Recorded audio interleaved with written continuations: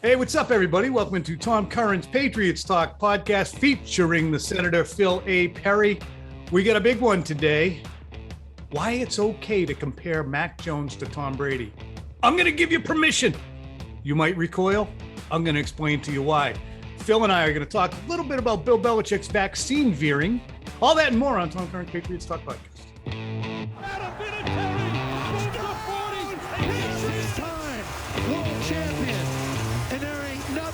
You can do about it.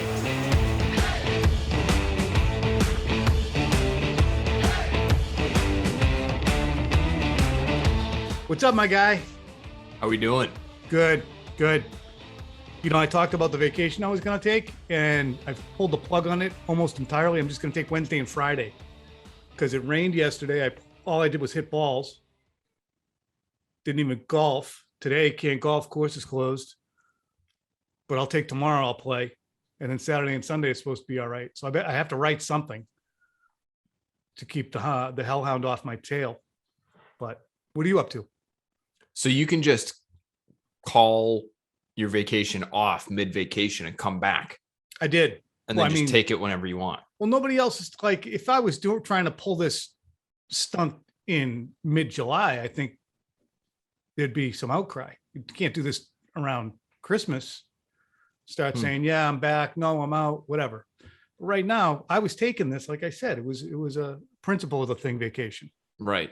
Well, I mean, what if I wanted to take vacation this week and I said, well, I can't because Tom's going. Well, what if that had happened? Oh, yeah. Say you had plans for the last week of August, and then Kevin said, no. Sorry, Tom's going to go. He's going to have a great time that week. Nose has already taken that off. Oh, but I wanted to go visit and then it rains. My uncle out in Oregon. I don't know. Tom already squatted on that week. Right. And then I'm just coming back. It's a good point. I didn't think of that. Did you? For all you know, that uncle in Oregon? Yeah, for all you know, that could have happened. Did you want to do that? I mean, we have a pretty open dialogue. I'm surprised you didn't bring that up. No, I'm good. It's just throwing it out there, trying to make you feel bad. That's sort of my job.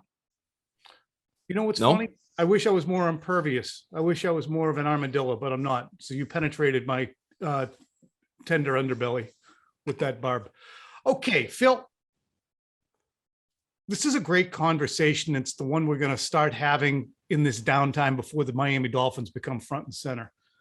But when we forecast what Mac Jones' 2001 season should look like, or you hope it to be, and you say, anyone says, well, you should play like Tom Brady. We're not talking Tom Brady in 2020 or 2016 or 2010.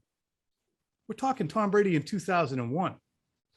So to me, Phil, it's okay to compare Mac Jones to Tom Brady, but you don't have to be a moron about it and think every time somebody says the two names in the same sentence, they're treating them as equals. Okay. So don't be foolish in the Twitter comments saying, you're comparing him to Brady. I'm not comparing him to a very specific Brady, Phil. Yeah, I think that's fair. Of course it is. Was Brady a superstar when he won the Super Bowl in 2001? I mean, he kind of became one because he won a Super Bowl, but was he a superstar leading up to that Super Bowl run at the end of that season? He had some awesome games against New Orleans. But he was not a superstar, though. Against San Diego. No. Can I roll it back and just tell you what some of these statistics were for 2001 Tom Brady? Tell us what happened. Comes in game 3, as you remember, against the Indianapolis Colts. Real nice game. Managed the team well. Because he said during the week, he's a move the chains quarterback. Tom Brady in 2001, he had 18 touchdowns and 12 picks in 14 games. He took a career high in 14 games, 41 sacks. Brady was sacked that year on 9% of the times he attempted to pass. That's a lot. So once every 9 times he dropped back, he was getting slammed. Doesn't all have to do with, Greg Robinson Randall and Grant Williams and Damian Woody and Mike Compton and Joe Andruzzi. I just named the whole offensive line. What it has to do is with as much as a lack of decisiveness. The only thing close for Brady in terms of the number of sacks he took in that first year as a starter was 2013 on 6% of his dropbacks. That season, Brady averaged per game 189.5 yards per game, 6.9 yards per attempt. Pretty decent. Okay. And a 63.9 completion percentage, which in 2001 was just fine. So this requires some nuance. If you want to see a model for Mac Jones to approach in a Bill Belichick style offense and team, this is it. Because the 24-year-old Brady got his team to the playoffs, did no harm in most cases. And honestly, had they screwed up the tuck rule call, Phil, against the Raiders, and that game ended right there with Greg Biekert recovering that fumble, then you would have had a guy who came in, went 11-3, lost his first playoff game, played admirably, but went home after with an 0-1 playoff record. I wonder if that still would have unseated Bledsoe. I think it would have, but it's interesting to think, or is it absurd to think that Mac Jones can go 11-5 or 11-6 and get to the playoffs? It's not absurd. The stat line is realistic. I just wonder, Tom, that was 20 years ago. Can you win with that kind of stat line at that position? And I'm looking at some quarterbacks from just last year, 2020. Okay. Mm-hmm. So the touchdown interception ratio that you mentioned, 18 touchdowns, 12 picks. Ain't going to get done. It's, you know what? It's not as bad as you might think, in all honesty. You know where that would put him in terms of overall touchdowns last year? It would have put him in the top 20.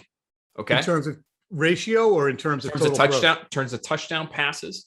Okay. Would have put him just behind Jared Goff and just ahead of Mitchell Trubisky. Now, the Goff comparison is actually probably the closest one when it comes to touchdown to interception ratio. He had 20 touchdowns to 13 picks last year. And he was not a good quarterback, but he was, I would say, serviceable. That was a competitive team. They weren't a very good team, but they were competitive. But even with Goff, his yards per attempt was higher, 7.2 to Brady's was 6.9, I believe. Yep. His completion percentage was higher, 67. Brady's was 63. So that's what I would wonder. What was his yards per game, if you can pop that too? It's way over on the right if you're doing Pro Football Reference. It's going to be tougher to figure out, but let me do it right here. I like yards per attempt because that's really telling you how efficient you are as a passer, right? But so it also, to me, it shows the 189.5 for the Patriots with Brady in 2001 shows how run reliant that team had become. And that's why I'm looking at Mac Jones and I say he's probably going to average about 220 yards passing per game over the course of the year. So to your point, Goff was at 250. So that's a significantly higher number than 189.5 for Brady in 01. So they're going to run the ball a ton. We know this year, Tom, the Patriots are, but can you have a very good winning record over the course of the regular season being that run heavy and having your quarterback not be super efficient? 6.9 yards per attempt is in 2021 is not great. No. And that's the interesting thing is the 63.9 completion percentage of Brady was really good actually. And that is because his most potent receivers were really Troy Brown, an underneath guy, and David Patton was a downfield guy. But anyway, isn't that funny though? Isn't that 63? If that was good back then, that wouldn't have been. I'm trying to look right now. There's one guy. It wouldn't have been top 20. I don't think, Tom. Look at how different. I mean, the game in terms of qualifying passes changed. We're stating the obvious, but just to look at those numbers of Brady and how long he's been in the league, you can. We're not comparing Terry Bradshaw to Michael Vick here. We're talking about one player, and you can chart how the league has changed over the course of time for him.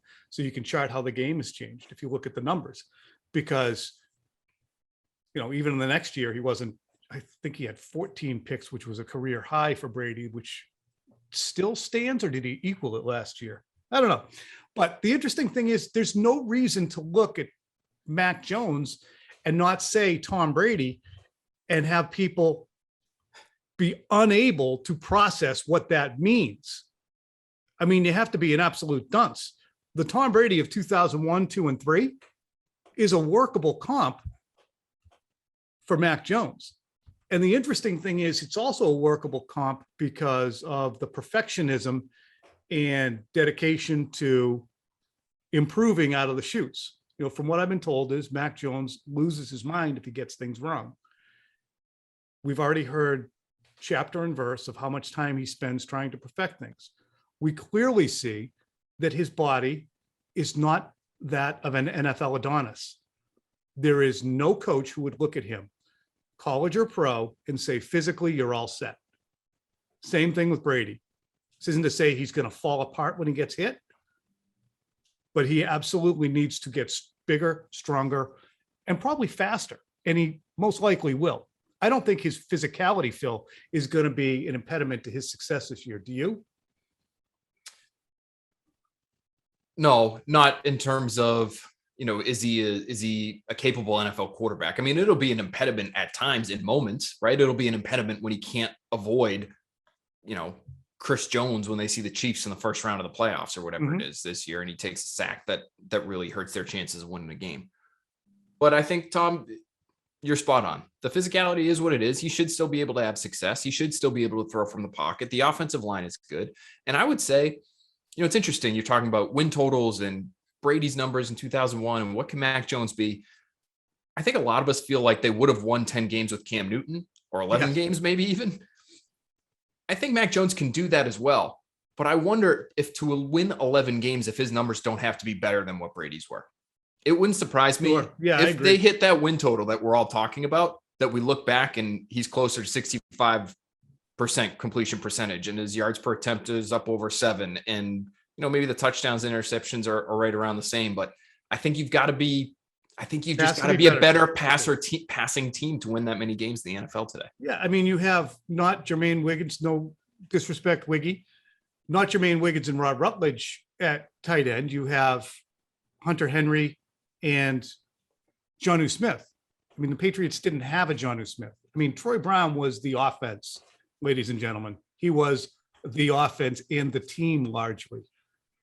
So you're not going to have an over-reliance on one player, hopefully for the Patriots this year. Coaching too. Coaching should be better as well, right? Than it was in 2001. I mean, they've got this system that has been built up. I know they had Charlie Weiss back then, but Josh McDaniels is considered one of the best play callers in football. They've got this whole menu of stuff to work with now that's been built up over 2 decades. I would think all those things, you put them together and it would lead to better passing production. Just one thing more about Mac Jones and the physicality. There was a play against the Giants the other night where I thought he was about to elude pressure, step out. I think it might have been on his first drive. You know which one I'm talking about?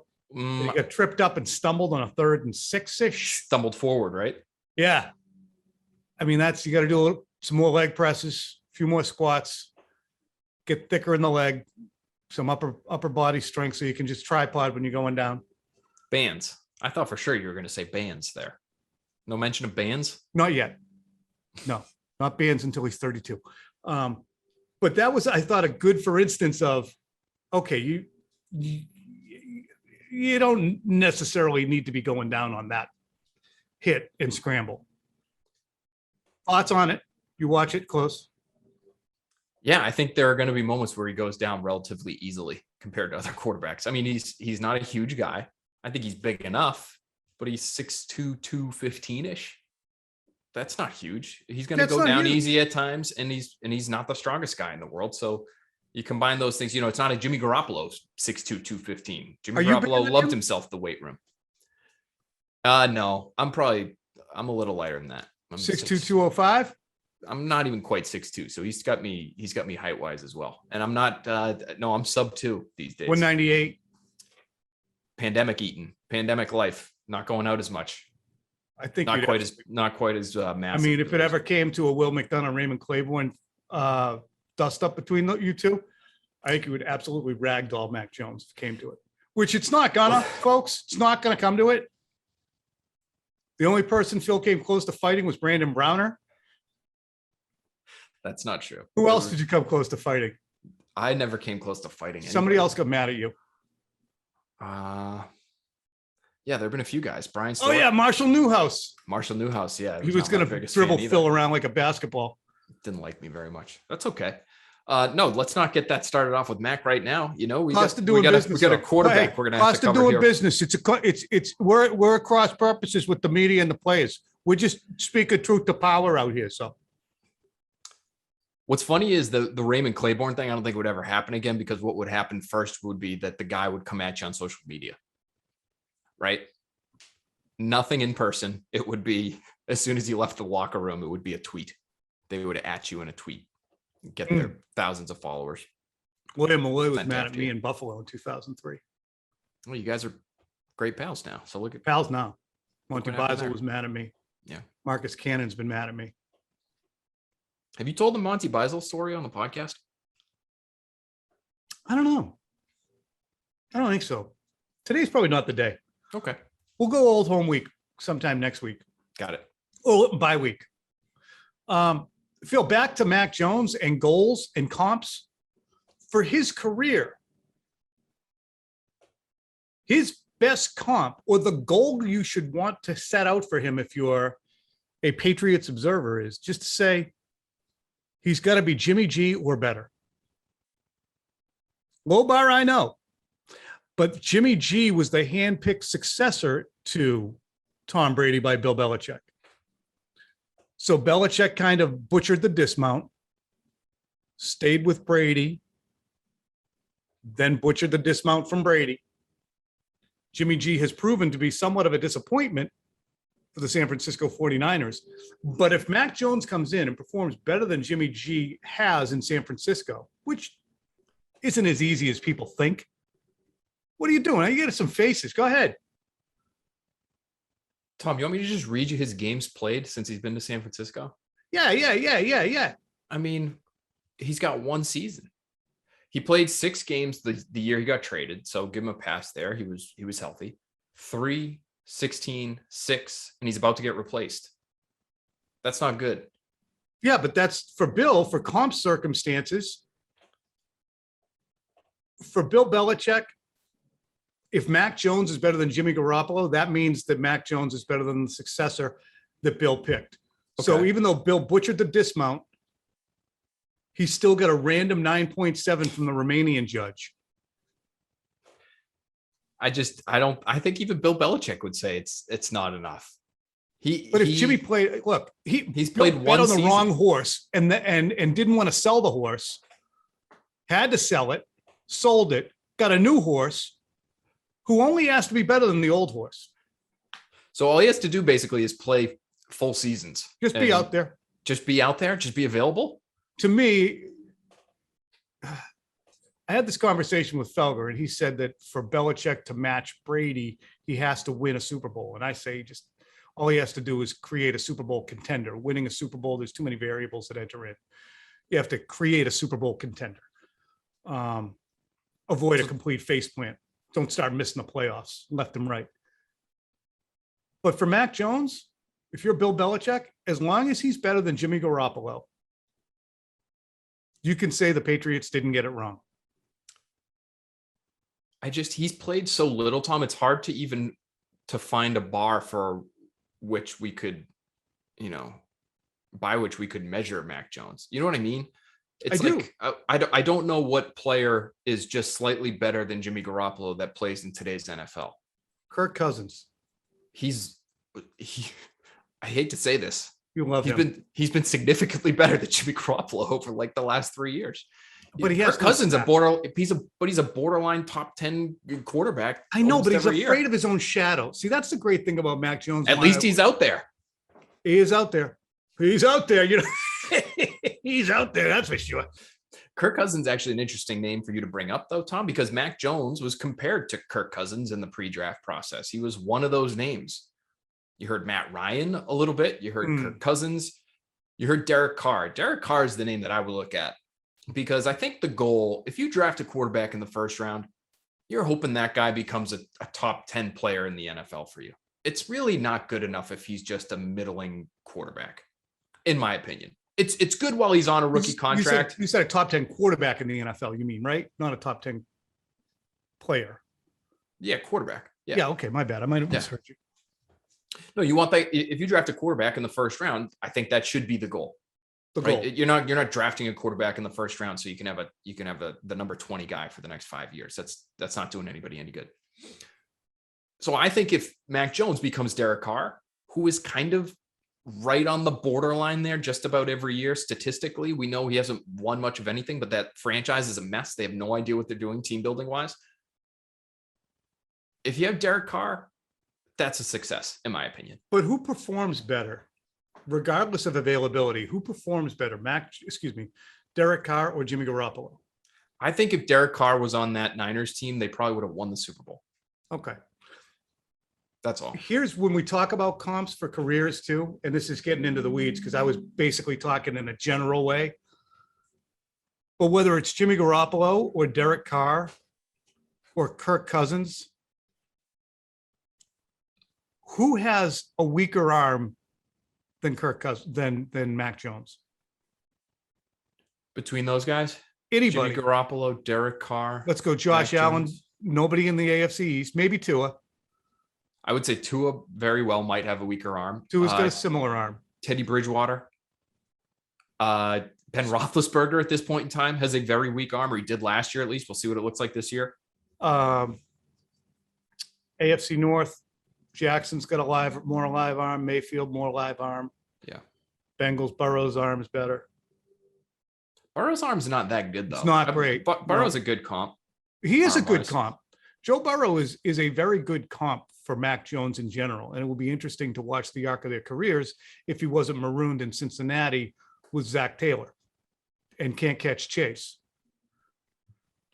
who I said was going to be an issue.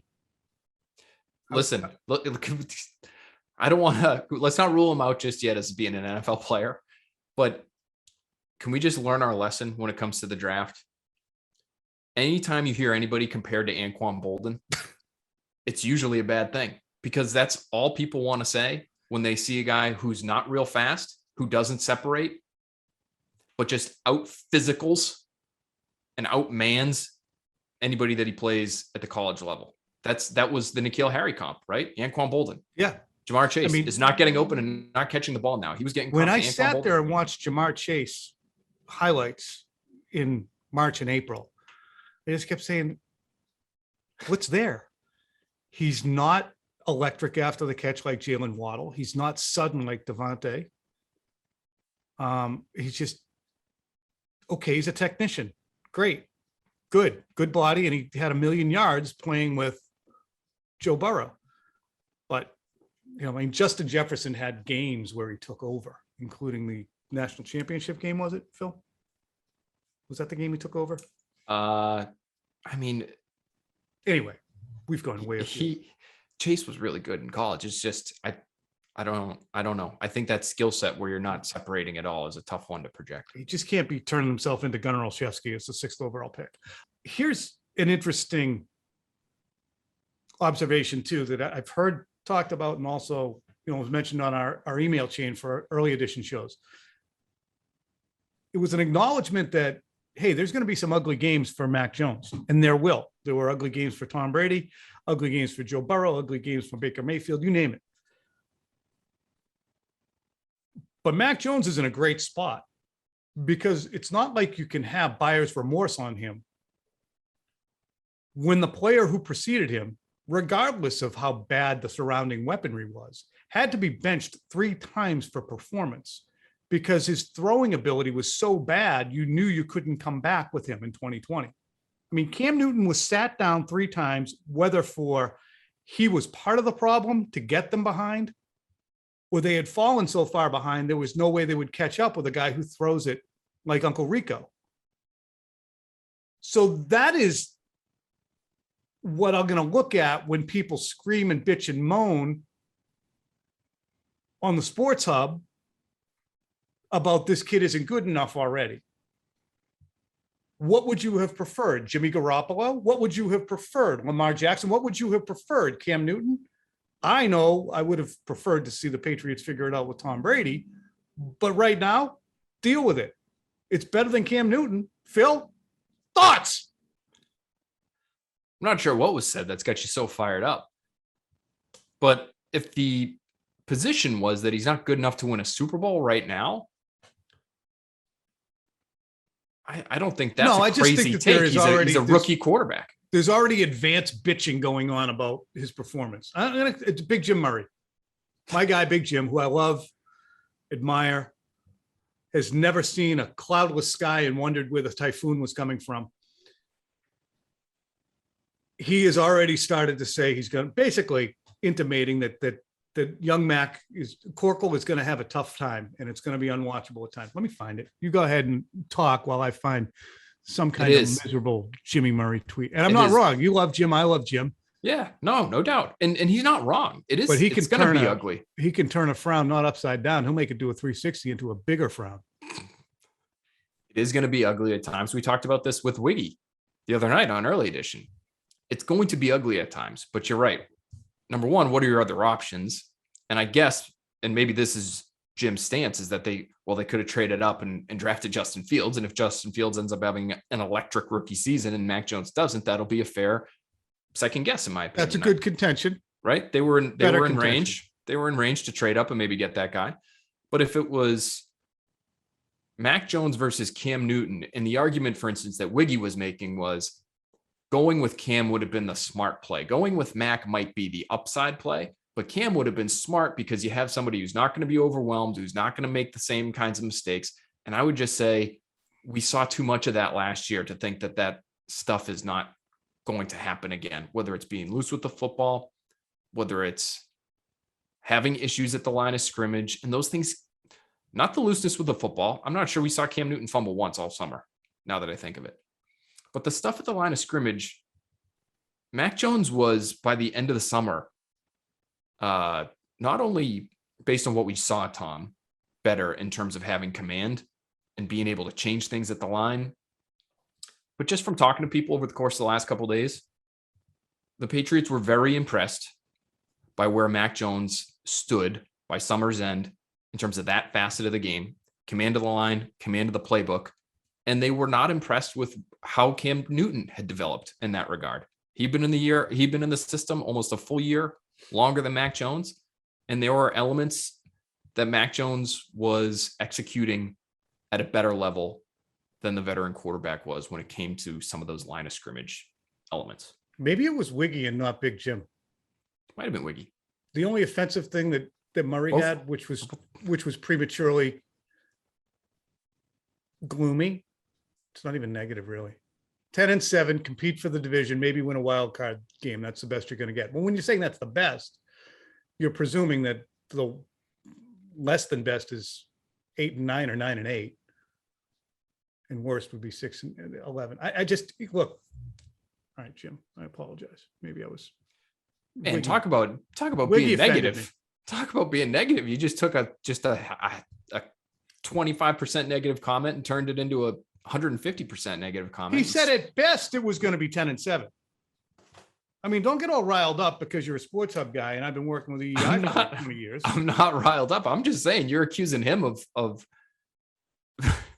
actually it looks like doing the 360 from WEEI here. Doing the 360 frown thing, doing the 360 frown thing. And the reality is you took his frown and you spun it like a top and you made it go 360 and dragged it down further than it already was. Can't do it anymore with the traffic complaints every day. Jim's got me down on that stuff. Hellscape. If he says hellscape again. I don't know how you confuse those two. I mean, they're both large gentlemen, but after that. Yeah, no, Wiggy. Yeah, like I said, the stupid take emanated from EEI on that one because you can't say ugly and refer to football and not have Cam Newton somewhere in that photo. Just can't do it. That was ugly. He's not going to get benched 3 times. That being the case, that's why you don't want him to be the starter. We're going to segue back in a second. All right. Bill Belichick, as expected, had very little to offer on the release of Cam Newton. I think that he was offering a blanket appreciation at the top of his conference call on Wednesday to say we appreciate everything everyone did. It's tough. It's the toughest part of the job. I'm not being smarmy there, but I have kind of inborn smarminess anyway, so I apologize. He meant it. But when he was inevitably asked about vaccination, Bill did what Bill ought to do, say it had nothing to do with the release of Cam Newton. Fine there. But instead of leaving it there and not entering into a conversation about whether it weighed at all on his decision, he veered into straw man territory, Bill did, and started talking globally about vaccinations as opposed to the rules that are in place for unvaccinated players in the NFL. And in so doing, he propped up a media straw man that didn't exist. And he does this a lot, but here's Bill. We have other players on the team who aren't vaccinated, as I would say probably as every other team in the league. And we've had minimal, but throughout the league, there have been a number of, quite a high number, I would say, of players who have, had the virus who have been vaccinated. So your implication that vaccination solves every problem is just not really, I would say that has not been substantiated based on what's happened in training camp this year. That's all. First off, no one implied, Mike Giardi, I believe, was the one who asked that question, Phil. I think it was Joe Kayada. Okay, Joe. Joe did not imply that the vaccine, quote, solves every problem. So how you get to that, whether Joe was implying it solves every problem for a player, a coach, an NFL team, or society at large, no one was even implying that. We're just asking about vaccines and player availability relative to Cam Newton. And then Bill further veered to the number of players and coaches and staff members who've been infected with COVID after being vaccinated is a pretty high number. He encouraged us to do a little fact finding on that. I wouldn't lose sight of that. Well, you just throw it out there. And a lot of people go, yeah, probably, yeah. All right, Bill. Jonathan Jones and Lindsey Jones, both of who are unrelated, but did do the fact checking on it, says that the NFL's testing data from the first 3 weeks of training camp found a 7 times higher incidence rate in unvaccinated players. 7 times higher. So you might have a handful of individuals who have breakthrough Delta variant vaccination, viruses or incidents, but there's 2 things that exist there. As it relates to the NFL, even if they test positive, it's less penal because of the rules in place than it would be for an unvaccinated player. And for society at large, that person's not going to land in the hospital and take up a bed, most likely, quite likely, as opposed to unvaccinated person. So it's a red herring to bring up individuals who have tested positive. So also, in nearly all the cases Lindsey Rhodes put out, in vaccinated individuals were asymptomatic or mild symptoms, like Mike Vrabel. Touched base with him, said, hope he's feeling good. He said, no, got no problems out here. He tested positive for COVID. So this happened a couple of weeks ago too, Phil, when I was asking him about Cam having missed and how big a problem it was to have unvaccinated players who are constrained by much more restrictive rules. And he said, well, it's just like 2020. No, it's not just like 2020. You know it. You're smarter than me. I know it. The fandom in New England, probably the smartest area in the United States, if not the hemisphere, knows it. So to allege that it's just like 2020 when there's a vaccine out there for it, and a player can, regardless of personal bent, remove himself from having to be tested every day, can travel wherever he wants to, all that.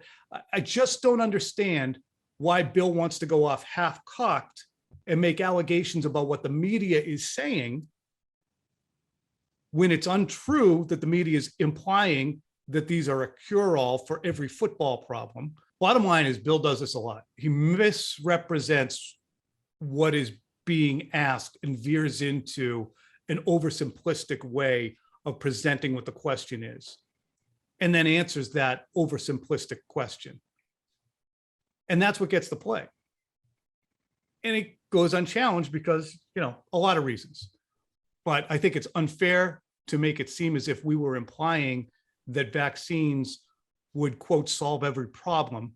It's also inaccurate to allege by saying it's a pretty high number,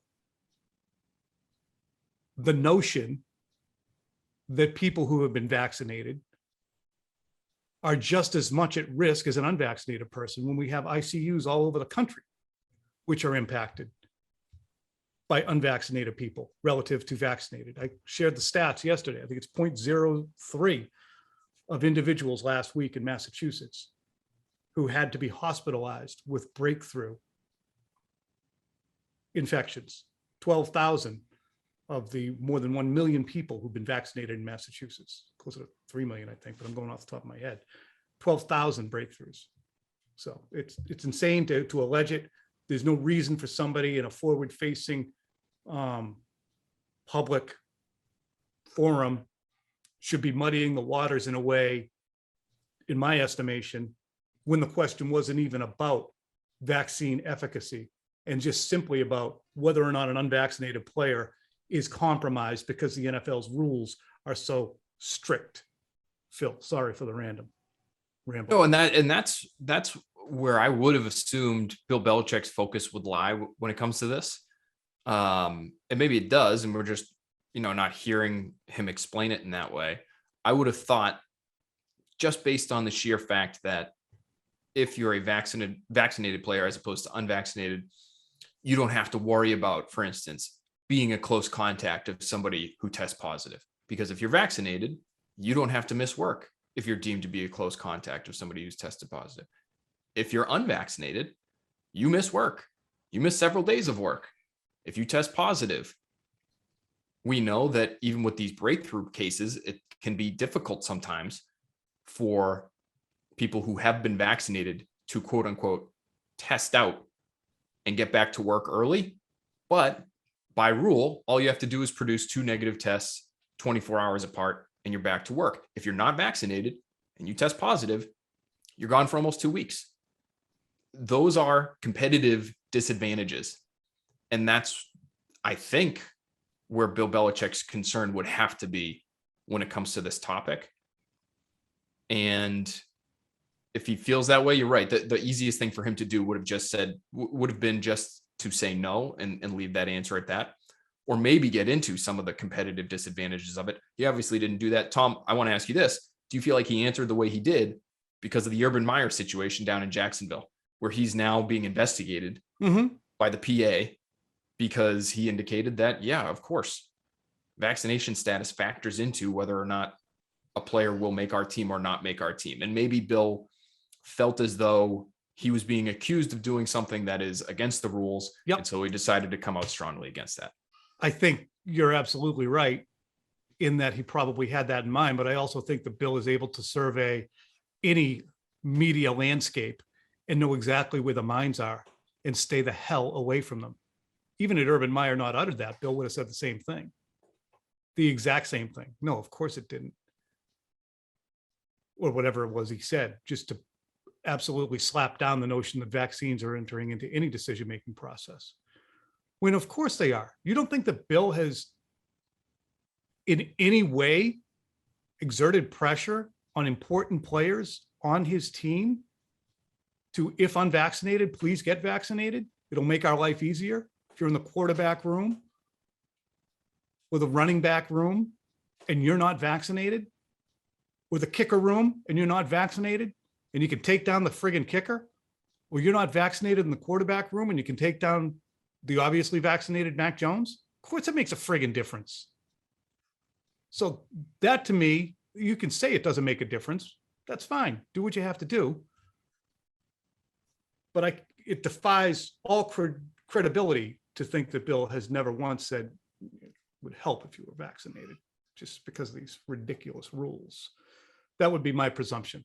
But again, veering into a larger conversation about the fact that people still get sick even if they're vaccinated it's irrelevant to the conversation relative to the players, because we understand it's a personal decision. I have many close friends who are unvaccinated. It's their personal decision. Okay, I'm vaccinated, got it done in April. My mother's in assisted living. She's been compromised for a long time. I'm not going to give it to her or the other people in the nursing home. And I still have to bear, that worry that if I contract on a breakthrough, my compromised mom is still in a situation where if I go in and visit her. So, and you're dealing with the same thing. I think there's oodles of people, Phil, correct, who are dealing with all of this. No doubt. Is it interesting at all to you, Phil, that the Bucks are completely vaccinated? It is. Especially with Tom being kind of batshit crazy when it comes to things going in his body. Yeah, it is interesting. I don't know if they're the only team that's there. From what I understand, the Falcons have been close, if not there, for a while. And so who knows? Who knows where certain teams are? But hey, good for them. They're going to be able to avoid a lot of the headaches that some teams are going to be dealing with over the course of this season. And hopefully there are not outbreaks, the likes of which we saw last year. But if you can do whatever you can to avoid that, get everybody vaccinated as the Bucks have done. I don't know why you wouldn't. And if you're vaccinated, you can go to a second opinions doctor's appointment happily and miss your test the next day and not open the door for a rookie quarterback to steal your job. Steal your job. For instance. Phil, you want to put a lid on this? Yeah, let's do it. All right, bro. Game week, guys. Game week next week. We'll see you then. We got quick slants on Tuesday. Phil, of course, has his Next Pats podcast, which was excellent. He had Lewis Riddick on with him this week. Anything else, Phil, we could expect out of you? No, but we've got quick slants next week. We've got all kinds of football programming that the people are going to be excited about. Our slate, our schedule. I don't know if it's even been announced yet. I don't even know if I can talk about it outside of quick slants, but we've got some exciting stuff coming at you. 6:00 every single night during football season. All right, guys, that's the place to be. We're happy you were at this particular place right now. We appreciate you, and we'll talk to you soon. Take care.